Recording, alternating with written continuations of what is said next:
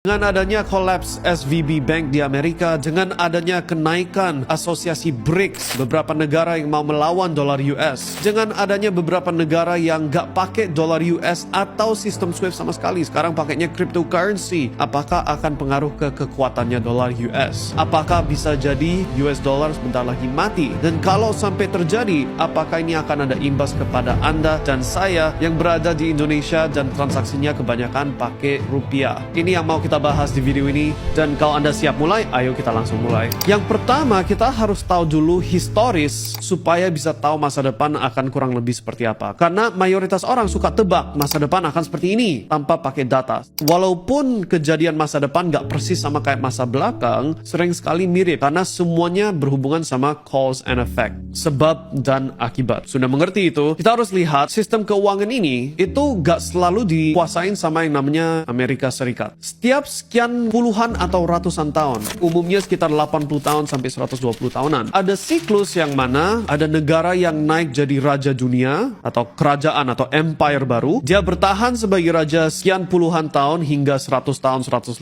tahunan, terus mulai jatuh dan diganti dengan negara yang baru. Siklus itu sudah terjadi berkali-kali, at least untuk 700-800 tahun ke belakang yang bisa kita research sendiri. So, contoh, sekarang ini kerajaan dunia siapa?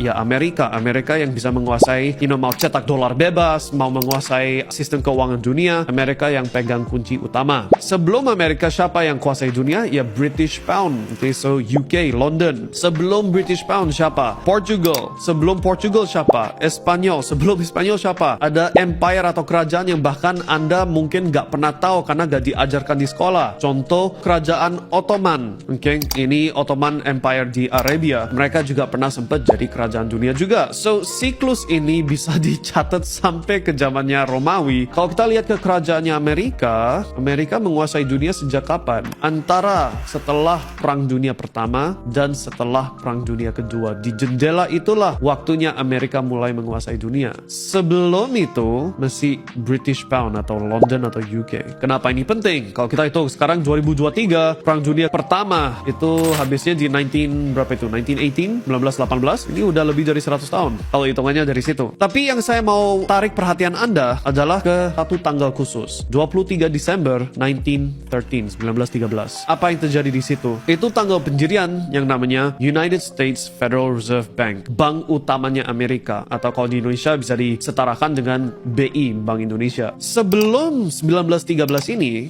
di konstitusinya Amerika justru tidak sah untuk bebankan pajak kepada masyarakat. And then di tahun 1913 muncullah yang namanya Federal Reserve Bank. Dari situlah masyarakat mulai dibebankan pajak. Lucu ya? Dan ini yang gak banyak orang tahu. Orang pikir Federal Reserve Bank atau kalau di Indonesia maybe setara dengan BI, bank ini dimiliki sama negara.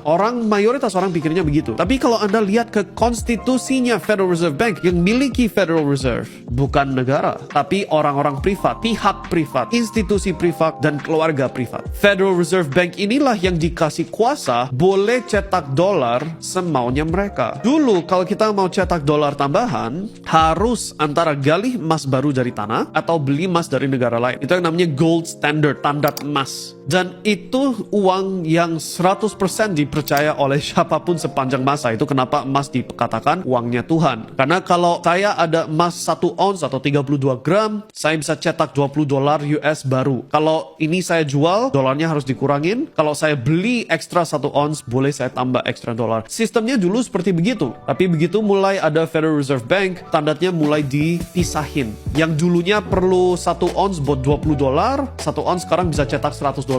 Bisa cetak tambahan terus. Sampai ujung-ujungnya nggak perlu nyari emas baru, nggak perlu beli emas baru. Kalau kita perlu cetak dolar, tinggal cetak aja. Itulah yang namanya fiat currency. Kejadian itu terjadinya kapan? 1971, 1971, dengan Presiden Richard Nixon. I have directed Secretary Connally to suspend temporarily the convertibility of the dollar into gold or other reserve assets, except in amounts and conditions determined to be in the interest of monetary stability and in the best interest of the United States.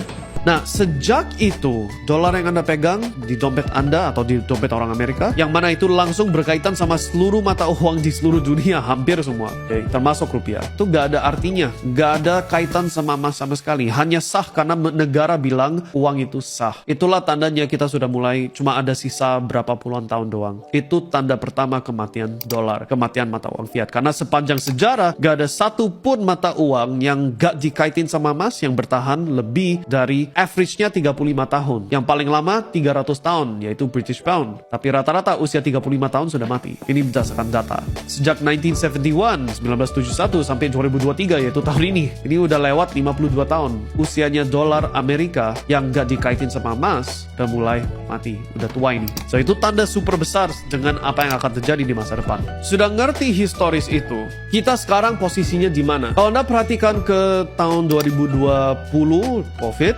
sebelum itu jumlah dolar yang sirkulasi yang ada di seluruh dunia untuk ditransaksikan sebesar kalau nggak salah sekitar 11 triliun dolar, sekitar 11 triliunan. Dan tahun 2022 yaitu tahun kemarin, dari yang dulunya ada 14 triliun US dollar, dia naik ke 21 triliun dolar sekian dengan adanya si paket 7 triliun relief support package bla bla bla yang dihukumkan oleh Joe Biden. Nah, bayangin apa itu imbasnya kalau total dolar yang dulunya adanya 14 triliun naik ke 20 sekian triliun dalam satu tahun. Ya, otomatis jumlah dolarnya naik 50% kan? Otomatis harga semua barang naik 50%. Itu yang namanya inflasi. Sebenarnya inflasi itu bukan kenaikan harga barang. Inflasi itu percetakan dolar tambahan. Anda cuma punya 100 dolar misalkan di rekening, kan? Tapi semua dolar yang dulunya ada 1000 dolar naik ke 1500. Otomatis 100 dolar Anda jadi gak seberharga seperti sebelum jumlah dolarnya naik. Betul nggak? Nah, kejadian inilah yang tanda pertama kita itu sudah masuk ke ranah unstoppable inflation. Akan ada saatnya, contoh SVB Bank barusan collapse, barusan jatuh. Pemerintah maybe yes, maybe no akan bail out SVB Bank. Sepertinya yang akan terjadi adalah mereka akan ambil ahli dan jaminkan dana nasabah yang lama. Sekarang kita posisinya di mana? Kalau Anda lihat ke kejadian yang baru-baru ini terjadi, SVB Bank collapse, ini banyak berita yang mengerikan ya. Tapi sebenarnya itu cuma kayak contoh ya, kalau kita kena flu, ini cuma batuknya doang, cuma tanda bahwa sudah kena flu. Sebenarnya flu-nya sendiri sudah kena jauh-jauh sebelumnya. Ini udah terjadi puluhan tahun yang lalu sih, sejak 1971. Tapi mulai parahnya itu maybe sekitar setelah 2008, terutama 2020, 2019, sekitar COVID itu mulai semakin parah. Yang terjadi apa?